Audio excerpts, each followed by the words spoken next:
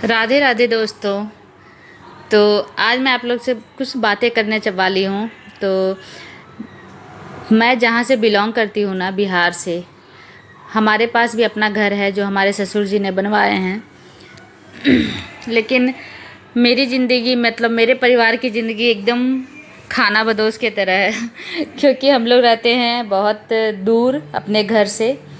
और अपने घर का जो भाम कहते हैं ना, अपने घर का मोल उस उन्हीं लोग को पता चलता है जो लोग इस तरह की ज़िंदगी जीते हैं कि आज यहाँ कल कहीं और। रेंट वाले घर पर रहो, शिफ्टिंग करने का जो दर्द है वो हम ही लोग जानते हैं, क्योंकि अब मुझे नहीं एक्सपीरियंस था शिफ्टिंग करने का।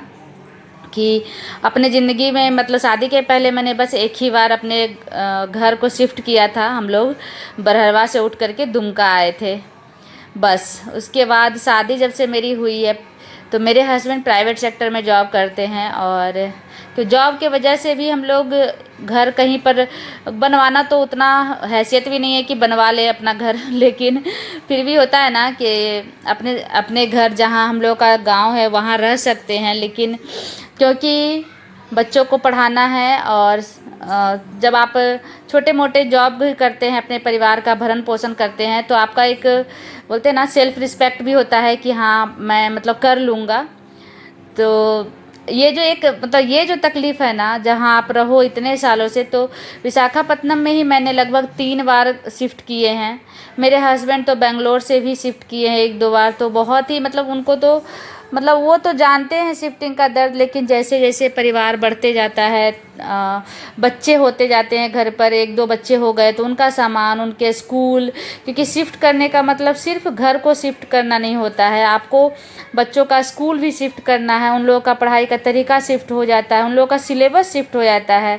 ऊपर से स्कूल वालों का अलग ही टेंट्रम रहता है, ये पेपर लाओ वो पेपर लाओ, अदर स्टेट के हो आप, इस स्टेट में ऐसा नहीं चलता वैसा नहीं चलता है। मैं आप लोग को एक बात और बताना चाहूँगी कि मैंने तो अपने छोटे वाले बेटे का एडमिशन अभी अहमदाबाद में करवा लिया है। लेकिन हम लोगों को इतना मतलब लास्ट ईयर मेरा बेटा क्लास 1 पढ़ चुका था विशाखापत्तनम में। लेकिन यहाँ पर कुछ पेपर थे जिसके अनुसार मेरे बेटे का एज बस 2 महीना कम हो रहा था क्लास 2 में जाने के लिए। मतलब वो क्लास 1 के लिए जैसा टीचर ने बताया उस हिसाब से उसको क्लास 1 में रहना था। तो मैंने बोला कि अगर ऐसा था तो लास्ट, क्योंकि ये कोई नियम है जो सिर्फ गुजरात के लिए तो नहीं होना चाहिए, पूरा ऑल ओवर इंडिया के लिए। तो वहाँ के जो स्कूल थे उन्होंने तो हमें नहीं रोका कि हाँ आपका बच्चा क्लास 1 में एडमिशन का एज नहीं है। तो उस चक्कर में क्या हुआ कि मेरा बेटा का जो मैंने लगभग 44 से 45 हज़ार रुपये वहाँ उस स्कूल में मैंने पढ़ाए थे ICSE बोर्ड से, वो वेस्ट चले गए हैं। क्योंकि हम लोगों को फिर से उसे क्लास 1 में ही रखना होगा।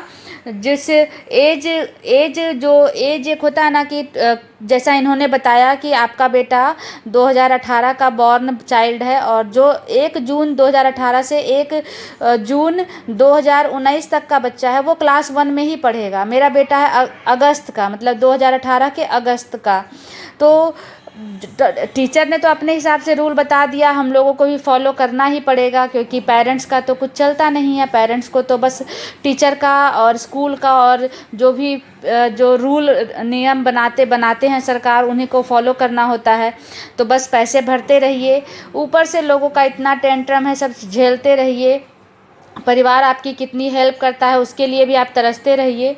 और सबको लगता है कि आप बाहर रहते हैं, विदेश में रहते हैं, मतलब आप बहुत ही फैंसी ज़िंदगी जी रहे हैं। लेकिन आप अगर आप चाहते हैं ये ज़िंदगी जीना तो आप बेशक आप बाहर रहिए, क्योंकि मुझे तो बिल्कुल पसंद नहीं आता है शिफ्टिंग वाला काम। और बहुत ही कष्ट होता है शिफ्टिंग में, क्योंकि आप समझ सकते हो कि जैसे इस घर में मैं लगभग 7 सालों से रही हूँ, दोनों बच्चे मेरे मतलब 7 सालों से इस घर में हैं। तो आप समझ सकते हैं कि घर में क्योंकि बच्चे हैं, सामान बढ़ते ही जाता है धीरे धीरे, तो एक एक सामान खरीदना, उसके बाद उसको संभाल के रखना। शिफ्टिंग के टाइम में कुछ ना कुछ टूटता फूटता रहता है। हमारा बेड ख़राब हो चुका है, हमारे अलमीरा में भी बहुत जगह ठोकर लगने के वजह से कुछ डेंट पड़ चुके हैं। तो आप समझ सकते हैं कि एक एक पाई जोड़ जोड़ के आप कोई सामान खरीदो, और आप कितने भी बड़े पैकर्स मूवर से आप सामान पैक करा लो, आपका सामान का हिफाजत से पहुंचना बहुत ही मुश्किल है।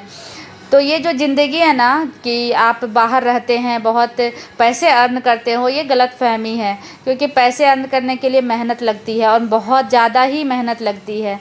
तो ये जो शिफ्टिंग का काम था ना, बहुत ही कष्ट से हम लोगों ने, मतलब इतना हालत ख़राब हो गया था उस दिन।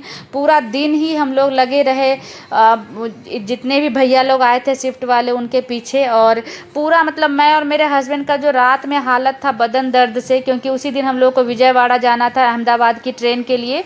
नेक्स्ट डे हम लोगों की ट्रेन थी, और जो ट्रेन में हम लोगों का बदन दर्द था, लग रहा था जैसे फीवर हो गया है। तो मिडिल क्लास फैमिली वालों का तो ऐसे भी शोषण ही होता है, मुझे तो ऐसा ही लगता है। क्योंकि हम लोग तो बस हर तरफ से मारे ही जाते हैं, परिवार के तरफ से भी और सरकार और गवर्नमेंट के रूल के तरफ से भी। तो अब देखिए आगे की ज़िंदगी हम लोगों को क्या दिखाती है। फ़िलहाल तो हम लोगों ने शिफ्ट कर लिया है। अब इस घर से अब कब शिफ्ट करना है वो भी मैं सोच रही हूँ, क्योंकि अब मुझे तो हेडेक भी होने लगा है।